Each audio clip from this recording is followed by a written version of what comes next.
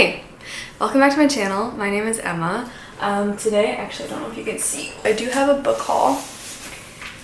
It is here. Why do I have a book haul? It's a good question. It is a very gloomy day, so let's cheer it up with some books. I have a couple packages here that I have not opened, although my cats have definitely been trying to open them, so maybe we should just start with the unboxings first.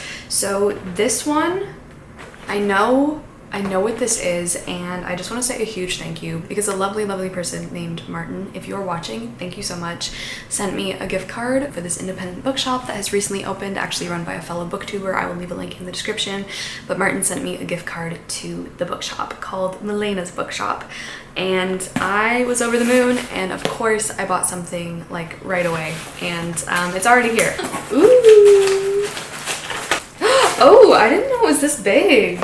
It's all wrapped up. Oh, little sunflowers. And she left a note in it too. Thank you, Melena, so much. She said, "Hi Emma, thank you so much for your order. I hope you enjoy this massive collection. I've added a freebie bookmark and the shop's bookmark, and the book has a little extra. Happy reading." Melena, stop. Thank you so much. I'm gonna put this in the book too. Okay, I honestly didn't know that this was a collection. I thought it was just notes from The Underground by Dostoevsky. First of all, look at this beautiful edition.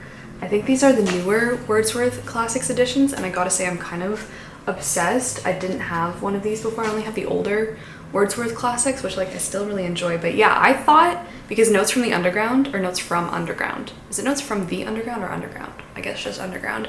But I thought this was just coming in like, you know, the one singular story, because it's quite, is it quite short? It's not terribly long, but like, look, I didn't know I was getting a thick book. Oh, this has made my day. And now Calcifer is in the box. Anyway, so this is beautiful. Let's see the bookmarks. Okay, so we have one just from the bookshop.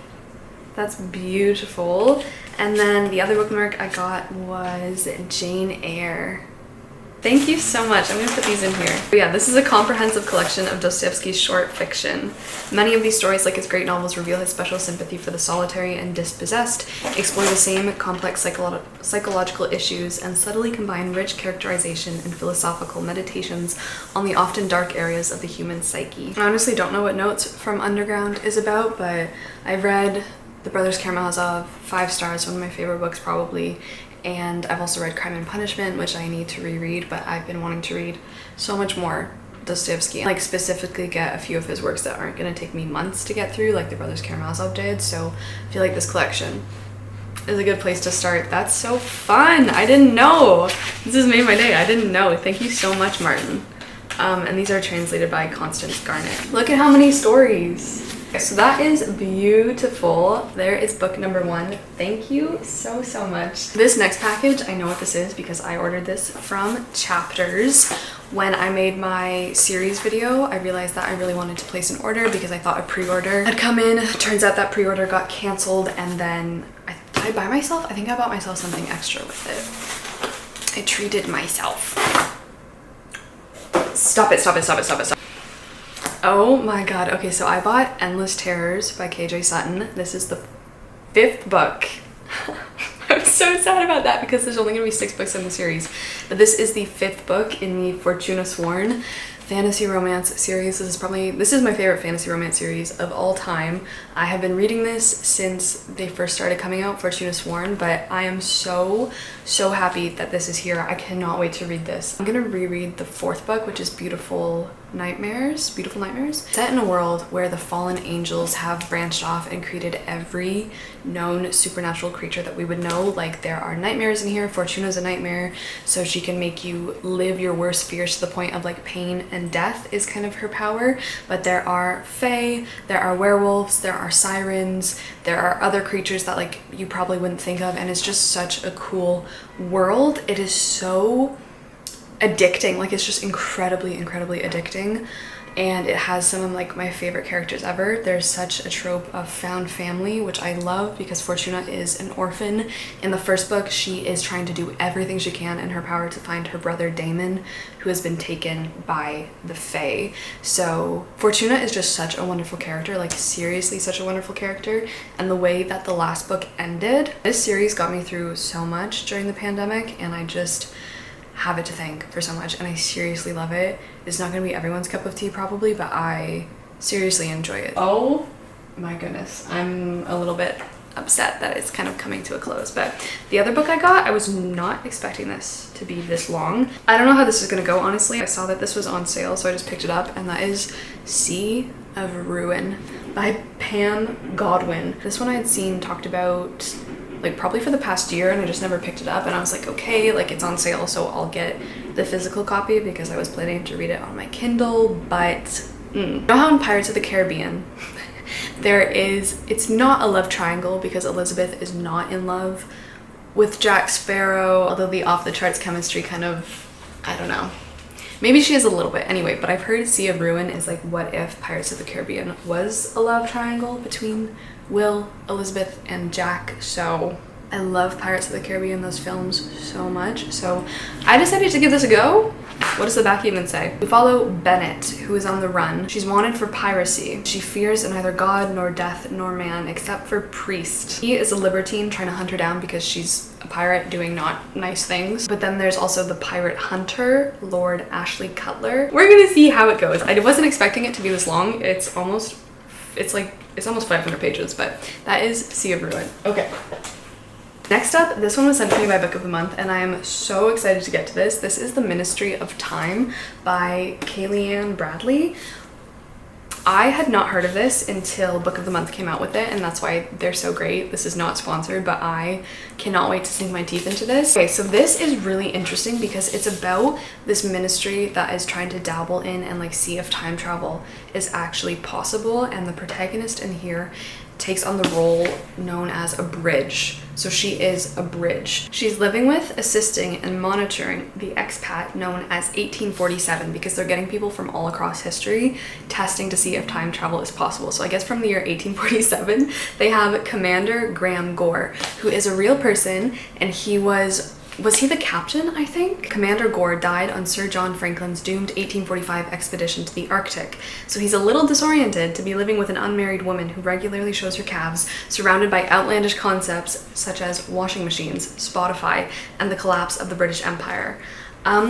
So funny. Like, this sounds so funny. The reviews I read of it are like, this is downright hilarious, but it's also about this woman's relationship while being involved with like this ministry of time travel and like seeing if it's actually possible and trying to introduce 1847 to modern day. It's about their relationship and like just a modern girl getting into a relationship with a very respectable Arctic expedition man from 1847 sounds like so my thing. Just looks very, very, very special. Then the other one I picked was 5 Broken Blades by Mai Corland. This is a new fantasy, and I've heard good things. It's very long.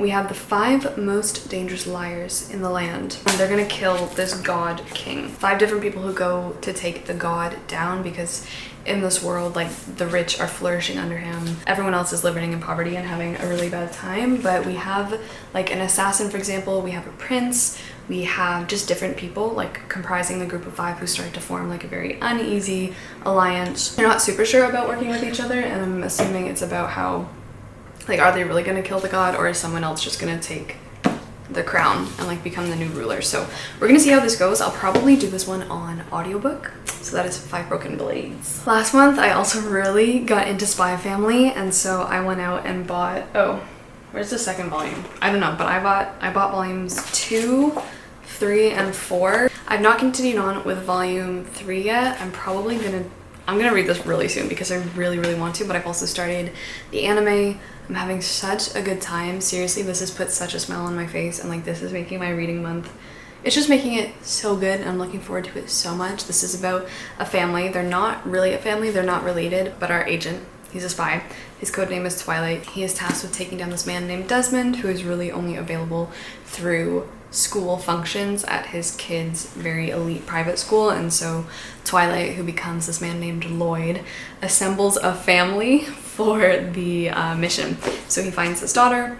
It turns out she's a telepath. He finds a wife. Turns out that she's an assassin. He doesn't know these things, but it's so fun. It's simply so fun. It's so incredibly charming. It's so sweet, and I just completely fell in love with it. Like, I don't know how you could not fall in love with Spy Family. So yeah, I read volumes 1 and 2 in April, and now I have 3 and 4 to look forward to until maybe I buy more. So yeah, at the same trip, when I went to Chapters that I got Spy Family at, I also got the sequel to a series that I started. I say series, but like you can read them out of order because they're not strictly connected, they're not strictly chronological, and that is Olivia Atwater's Regency Fairy Tales series. So I bought 10,000 Stitches, which is book 2 to Half a Soul. So these are all set in Regency London and they involve the Fae. Although honestly the first one, that wasn't really the big token thing in it. Like it wasn't, I was expecting a lot more involvement of the Fae world, but there wasn't too much. It was honestly just a fun time. So 10,000 Stitches I think is more involved in like the actual Fae land. We follow this girl named Effie and she is a housemaid, but she unfortunately has fallen in love with Lord Ashbury, and the problem is that Lord Ashbury is a gentleman. They can't mix because class differences. Effie one day stumbles into the Fae land of, what is his name? Lord Blackthorn, who is only too eager to help her win Mr. Ashbrook's heart. All he asks in return is that Effie sew 10,000 stitches into his favorite jacket. I'm assuming things are going to change for her when she's over in the Fae land, but I just really loved Olivia Atwater's writing. I found a lot to like about it, a lot to like about the pacing, the world, the plot, the characters were incredibly charming.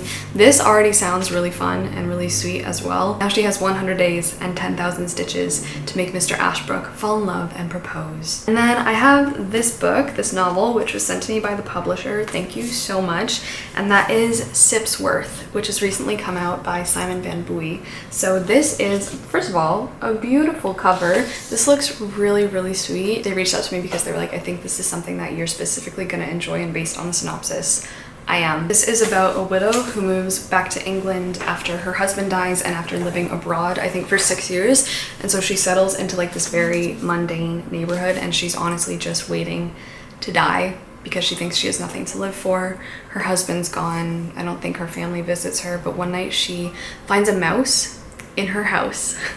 What is that book, that kid's book, If You Give a Mouse a Cookie? She finds a mouse in her house and she begins an unlikely like relationship with the mouse, and they become like friends, and it's ultimately like a love story between her and the mouse. It's a love story about a woman and a mouse. Deep friendship forged between two lonely creatures. It just seems so sweet, and also I was flipping through here and the writing like seems to really describe the widow's mundane everyday life, which I really truly love books like that, especially when I'm in the mood for them. Like it's just about her routine, her making tea, her waking up, or going for like a maybe little stroll or something around the neighborhood. The first paragraph is just nice. Helen Cartwright was old, with her life broken in ways she could not have foreseen. Walking helped, and she tried to go out every day, even when it poured. But life for her was finished. She knew that and had accepted it. Each day was an impersonation of the one before, with only a slight shuffle, as though even for death there is a cue. I'm just really excited to read this one. So that is Sipsworth. I have very, very high hopes for this. And then finally, I have 2 more books that I bought from Chapters because they're having a sale on bestsellers. So I bought a book. So the first one I started on audio, and I was liking it so much that I was like, no, this is one of those books that ultimately I want to read like by myself with my own eyes and like have the physical experience of reading it, and that is Divine Rivals by Rebecca Ross. So I have read Rebecca Ross. I read her last year. I read Dreams Lie Beneath and I was really impressed with that. I listened to that and I started Divine Rivals and I was like, okay, this is probably going to be pretty good as well. It's been incredibly hyped up. And then I started it and I was like, no, I'm falling in love with this and I want to read it myself. So this is set in a world that is, I think, pretty much trying to mimic World War II and like war correspondence, but in this world the war is between gods, and we have these 2 academic rivals, workplace rivals, who work at the same newspaper, and they're constantly trying to outdo each other. What is her name? Iris.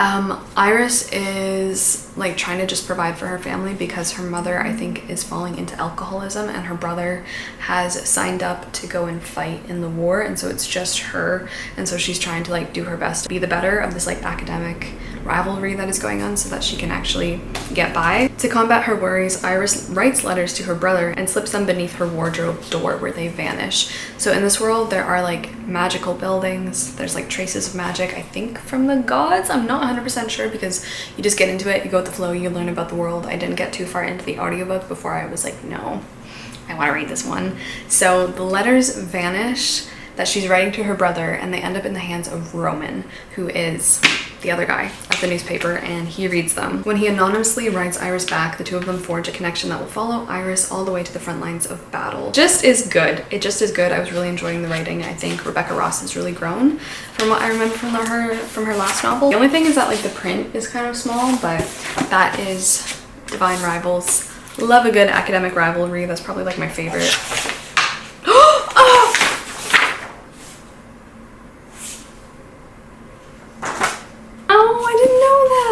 Dust jacket off yet. Look at how beautiful it is.